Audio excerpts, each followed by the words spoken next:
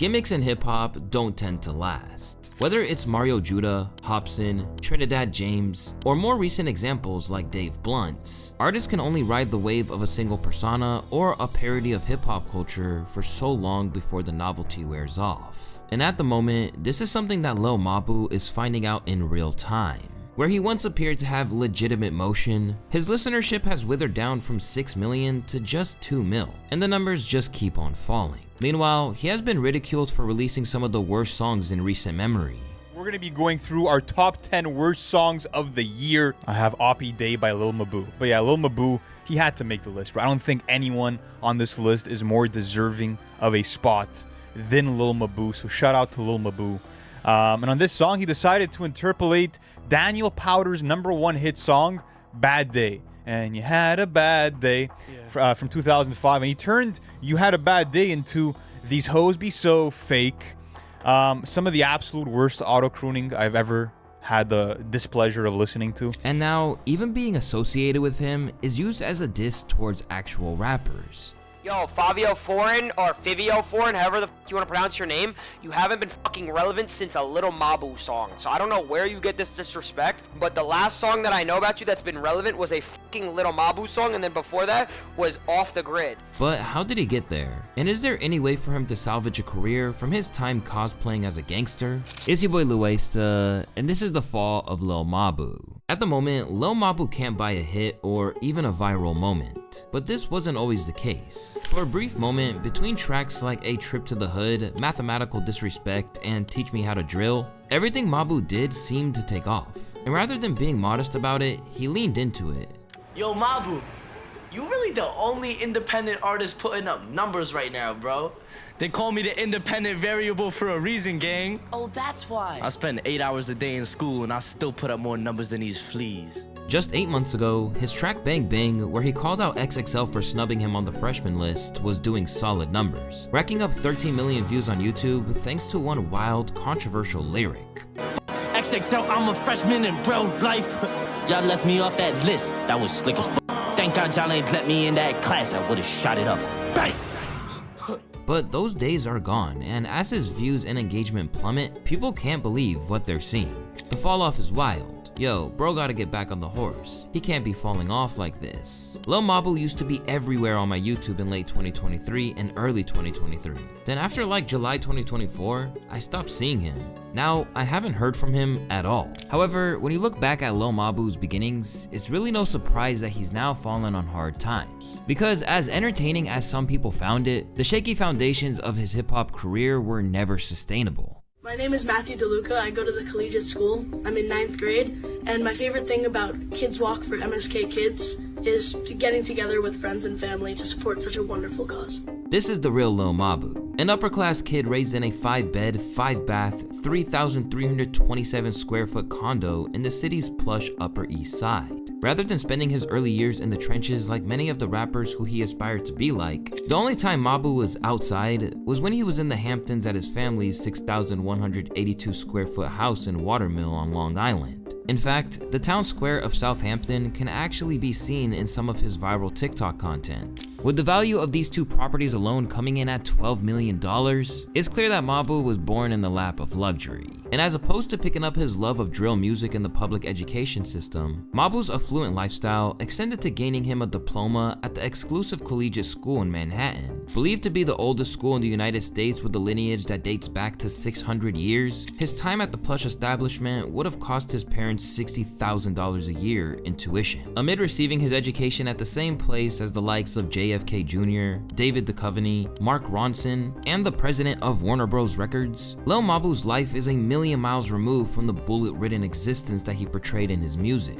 And instead of navigating turf wars in Bed-Stuy or the Bronx, the only real criminal history in Mabu's family comes from white-collar drama, courtesy of his father, Peter DeLuca Sr., who actually has a longer rap sheet than his son. As the owner of a Greenwich Village funeral home, he made headlines in 2016 when he was assaulted during a memorial after telling a grieving family member that their 91-year-old mother was next, and that he'd handle her service too. Since then, Peter has gotten a concealed carry permit, but he probably flashes his gun way less than his son does in his music videos. In addition to getting into legal disputes with rival funeral homes over turf, The rapper's father's unsavory conduct even extends to his divorce from his ex-wife Jane, who has claimed that he cheated her out of millions of dollars in their divorce settlement. Back in 2006, Jane, who saw the family's firstborn child, Peter, die in her arms after their apartment collapsed due to a botched repair job and was briefly pronounced clinically dead herself, filed a lawsuit which declared that her husband had conspired with corrupt judges to fix their court proceedings in order for him to win vast sums of money. As for Matthew Peter DeLuca, he began making music at a young age, but it was a far cry from what you're used to hearing from him, and was more along the lines of the melodic output you'd hear from Ian Dior or Kid Laroi. And when he was first pushing his music career, his initial interviews prove how much of the persona is a facade.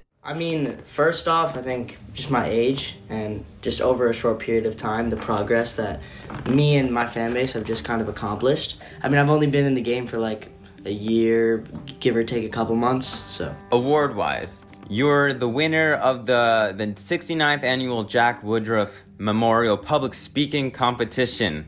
2 years in a row, by the way. You also won the Jamie Porter Cup for excellence in writing all the way back in 6th grade. You've been noted for your writing for a while, not just in music. Can I read you what the definition of Lil Mabu is on Urban Dictionary? It is used in a sentence kind of like sliced bread. For example, damn, this new rapper Drake is the best thing since Lil Mabu, but not quite as good. What do you think about that? I came after Drake, so I don't know. Oh? Is there a beef? No. Does Lil Mabu have clout? Depends how you define clout. That's a good answer.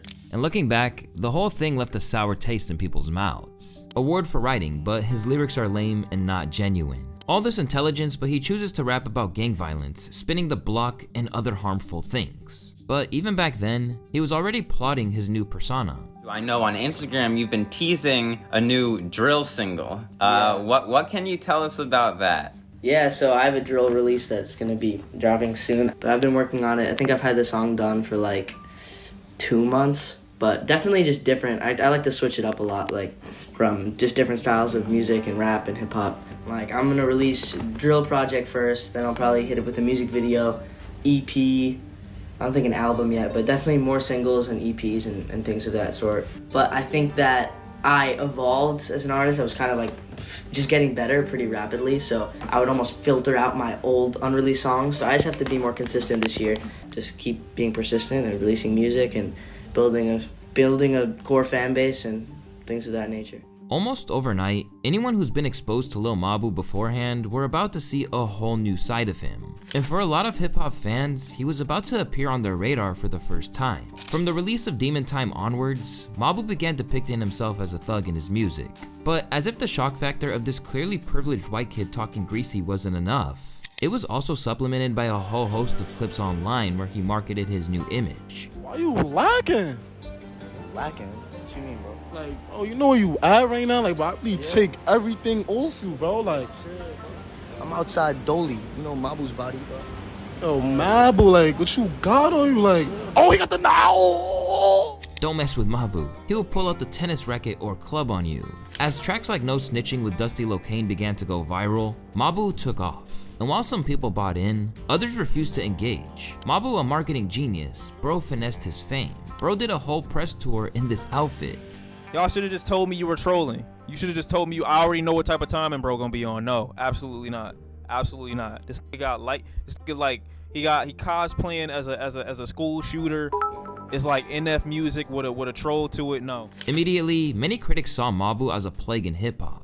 It's clear he doesn't take the music that he's standing on all that seriously in terms of the content it's delivering, and is mostly just using it as a platform to act like a clown and gain clout. Seeing Mabu build a name for himself doing all of this leaves me impressed in one breath, but also kind of grossed out in another, because unless he has a huge team of people behind him, he is single-handedly responsible for some of the smartest, but also some of the most cynical and opportunistic music marketing I've seen from an independent artist ever. But he fully committed to the gimmick, even finding himself with the ops that he craved due to a feud with fellow drill rapper Used G's after accusing him of wearing fake clothing.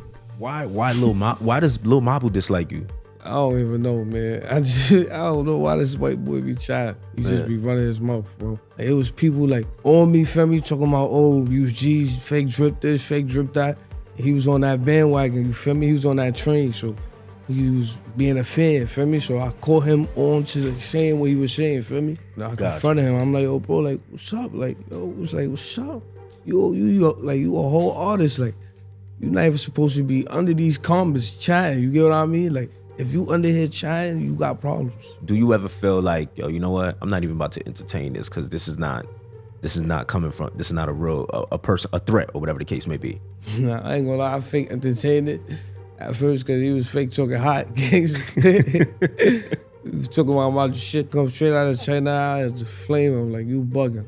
Oh man. You Tom, I don't know, Tom Brady in the face ass. But for every enemy he made, Mabu seemed to have just as many allies. Whether it was someone like Didi Osama or even getting the unlikely cosign of the late PNB Rock. As his connections grew and mathematical disrespect landed him on the Billboard charts, the usual debate started. Was he really making it on his own, or was there something more behind his rise? If I'm an industry plant, why am I not on Spotify editorial playlist? Why am I not on Rap Caviar? Everything that's label run, Mabu doesn't see the light of day. I'm more blackballed than I am planted. Listen, man, I'll take it as a compliment. I appreciate it. But as Mabu's popularity grew, so did the unfavorable comparisons. One of the first being to a rapper notorious for paying gang members to surround him and boost his street credibility, a move that many suspected Mabu was mimicking as well. This reminds me of when 6ix9ine was putting out his shit and people was hating on him because of his appearance, like how he had the rainbow shit, But there was a lot of people that were fucking with his shit and everybody was like, hey, how can you fuck with this? This shit's not even good, And then I feel like, I'm not saying that something's gonna happen, but it's like, I feel like there's gonna be like a situation where somebody checks him or something. And it's like, depending on what happens in that situation, that's when people are gonna switch. That's when people are gonna pick a definitive side. Cause I feel like right now people are in public saying like, nah, this is ass, but low key fuck with it. Me, I fucks with it. I do fuck with it, but I feel like something's gonna happen where somebody's probably gonna check his card, and that's when we're gonna find out if all this shit is like just for fun, just for show, or if he's like, this is like the real shit he on. Rather than quitting while he was ahead, Mabu just kept intensifying the whole gangster shtick. And as is always the case with a gimmick, the effects would begin to wear off, leaving fans no longer interested and irritated instead. Seeking to replicate the chart success he had with Mathematical Disrespect, Mabu landed his next Billboard single by diving headfirst into controversy, clout chasing his way into the drama of one of hip-hop's most toxic couples. On the track Mr. Take Ya Bitch, Mabu calls out Blueface by name, rapping, yes, I took his lady, I like blue faces, so I took his baby. Meanwhile, Krishan Rock's verse also calls out the father of her child, with Rock declaring that, only thing that's broke is my fucking water, gave birth to my kid but I hate his father. To make things even more bizarre, Krishan marked the collab with what appears to be a new tattoo that reads Mabu's pussy just above her private area. And by the looks of it, Mabu was the one who penned her verse. So you gonna really let a white boy diss me? He ain't about it. I said, bro, you really gonna let a bitch diss me? That's you wrote the diss. That's why I was like, Mabu, write my shit, yo. During the rollout, they even went as far as to act like they were legitimately dating. But in the end, the returns probably weren't worth it. The track barely cracked the Hot 100, and the whole stunt collapsed when it became clear that Krishan was still in love with Blueface. And just like that, Mabu took an L. Make sure to add Lil Mabu's career to my resume. Why is your girl texting me every day, bro? What is she waiting on? Shambles. Despite the setback, Mabu kept finding allies who helped him push for legitimacy, all the while stirring up more controversy. And one of his biggest cosigns came when he linked up with Fabio Foreign for Teach Me How to Drill. And as he closed in on his debut album, Mabu obtained features from Lil Baby and NLE Choppa. To him, the reason for achieving these successes were simple. In a world where there are thousands of rappers all vying for position, it's his marketing capabilities and the buzz he'd built around himself that made it possible. I'm getting myself into the room with these people for reasons other than my music. I wouldn't have been able to be in those rooms if it was just based on the status I had as an artist at that time. But the services I'm offering these artists were in such need by their labels that the labels are hiring me. I figured, what the hell do I need a label for if they need me? But it's fair to say that by then, this ability to snake everything he did to go viral was tapering off, and sadly for Mabu, the release of his debut album was about to confirm that the novelty of his initial run was something he couldn't recapture. And worse than that, the album, which didn't chart, was regarded as one of the worst of the entirety of 2025. All the biting, all the cultural robbery, all that stuff that you can apply to Ian, it also applies even more to Lil Mabu. He seems blissfully unaware of just how gross his existence in the world of drill music is, and how far his white privilege, if you want to call it that, has taken him. He says, I wasn't supposed to make it this far. I'm talking racially. You're a fucking young white boy who was not born into destitution. You literally were supposed to make it, and you are fucking making it. The bit is old, bro. He has one joke in his music, and it's, look, I'm a rich white kid, but I'm making music like I'm from the hood, while having the worst bars, corniest lyrics, cringiest vocals, and just overall having the tackiest songs ever. I genuinely don't understand who's listening to this. Lil Mabu should make skits with the songs he makes instead of being an actual rapper. With the joke officially running thin, Mabu stepped away from the spotlight, revealing that it was a conscious decision on his part, and in the process, he let his true character spill out once more. Artists I look up to start becoming my friends, gaining notoriety, cool, but at what cost? I wasn't spending time with my family, I neglected meaningful friendships, I lost valuable moments of my childhood that I can't get back. I decided at the beginning of the summer to find some balance. So I hung out with my friends before all my buddies go off in different directions, and I spent a lot of time with my pops, my mom, my sister, and I got some rest. But I'm back, Mabu's feeling great, but I recognize that everything comes at a cost. Seemingly admitting that he wasn't who he said he was, this earned comparisons to people like Slim Jesus, albeit a much richer version. Hailing from Frank Block in Hamilton, Ohio, Slim styled himself as a drill rapper, only for him to later reveal that his rhymes didn't mirror reality. Like how involved were you streetwise in terms of streetwise? Like, I mean, for the most part on the street shit, like I got homies that are in that shit, and I know people who are and people around me. I mean, I'm not out here catching bodies and shit, obviously. Like, I'm fucking smart. Once that seal was broken and the excitement wore off, it was impossible for him to recover. And now it looks like there are some similarities. Just look at how King Yella discusses them. Are you familiar with Lil Mabu?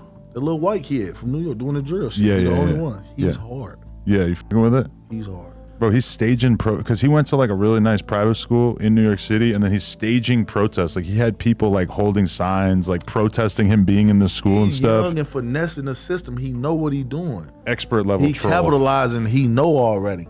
He know. He set back when you young and you see shit already, or he got somebody marketing behind him that know what to do already. But he really know how to fucking rap. That kid know how to fucking rap his ass off. Yella had seen this story play out before with Slim Jesus. Just like Mabu, Slim initially figured out how to game the system, but in the end, it all fell apart. Yella recognized the parallels, acknowledging that while Mabu was making it work for now, the clock was ticking just like it did for Slim. It was not real at all. Everything, it was not real. So we had to figure like, we didn't want to shoot right here. It wasn't real. Like, how the fuck, I don't know how y'all finessed the camera to make it look like this was a real hood. Wasn't nothing going on. In this regard, King Yella saw both similarities and differences, mainly that Mabu has way more room to fail than Slim ever did. I think Slim Jesus was not in on the joke so much, whereas Lil Mabu seems like he totally gets it and he's playing the system like very expertly. And he know how to move. He's a rich white kid. Yeah. He's not going Slim over Jesus there. a broke ass white kid from. I think Slim Jesus probably still got a little money. Yeah. Slim Jesus put up some numbers. He let them people get in his ear, man, and that's when he fucked his career up, man. In this sense, Mabu's rise is probably more comparable to another artist, Ian. Like Mabu, he's a suburban white kid whose music is deeply connected to a culture far from his own experience. And just like Mabu, Ian's time in the spotlight seems to be fading fast. He's a Dallas rapper who's kind of popping off right now, and I kind of feel like he and the music he's pushing is one of the biggest so whats I've heard come out of the music industry in a while. Here's the appeal of Ian in a nutshell. He essentially rips off Playboi Carti mercilessly, as well as a Lil Baby, the auto-tune on their voice, his vocal inflections, and he does this while pretty much flexing the fact that he's just your average white bro. Like, oh man, he's doing the had to do it to him meme, oh man, oh my gosh. The real joke of valedictorian is that Ian is trying to build a career off of just bluntly ripping off his contemporaries and just passing in a carbon copy of their work without putting his own personality or spin on it at all. When he was at the top of his game, Mabu evaded contracts and insisted that he could maintain the success he'd achieved single-handedly. You know, over the summer, I've gotten some crazy offers and deals I could have entered into, but I told them, guess what? I'm going to college. And they looked at me like I was crazy. Mabu, like, did you understand? Like, you're not a regular kid. You need to devote all your time to your career. You need to take the music seriously. Fuck you. Watch this. I managed to do all of it while doing the music thing, so why would I pass this opportunity up now? For what? I can do both. But now he's probably wishing he'd cashed in when he could, as these days, while at college in Atlanta, Mabu already seems to know that rapping wasn't feasible in the long run. Are you at Emory? Yeah, I'm at Emory. Is that where you go to school? Yeah, that's what Wow, okay, cool. I thought you were going to school in New York for some reason. I did, yeah. I went to college in Atlanta. Nice, man. That's super dope. I love that you're showing you can be in college and still have a full-on career. I'm sure that's very difficult. Yeah. But you make it look easy. So. Got a minute. 2 lives. And you're fully independent, right? Yeah, fully. So you're an independent artist. Yeah, this is the label. It's that career day today. Oh, yeah? He's out looking for a job. Oh, okay, that's cool, man. Yeah. But that hasn't stopped him from trying to recapture the old string of luck with viral moments. At one point, he even almost shot himself, but some people even thought that was a cynical stunt.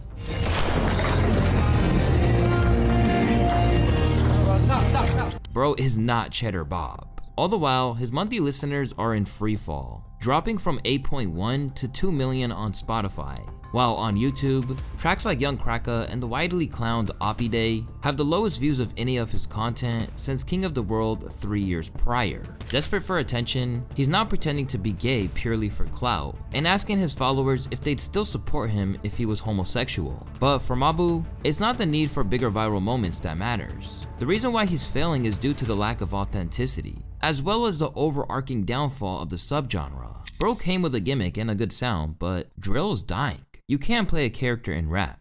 It was good shock value, but unless he pivots, he won't make it. Considering he's just 19 years of age, Mabu has every opportunity to regroup. But ultimately, a man of his memes not making it as a rapper isn't exactly a tragedy. While Lil Mabu's time is running out, for Matthew DeLuca, there is no shortage of opportunities. Now at college and with a rich family to fall back on, hip-hop was never the only route for him to succeed, in the way that it was for those drill rappers he emulated. While at the same time, he has been able to do and say things that would haunt a kid from a less privileged background. But for him, it'll be easy enough to be forgotten as he assimilates back into the upper class culture he spent his early life in. And unless he evolves musically back to something closer to this reality, then the days of Lil Mabu, the hip-hop star who sat somewhere between tribute and parody, are likely a thing of the past. It's your boy Louaista, and if you guys liked this video, I'd appreciate if you liked and subscribed. And as always, I'll catch you guys on the next one. Peace.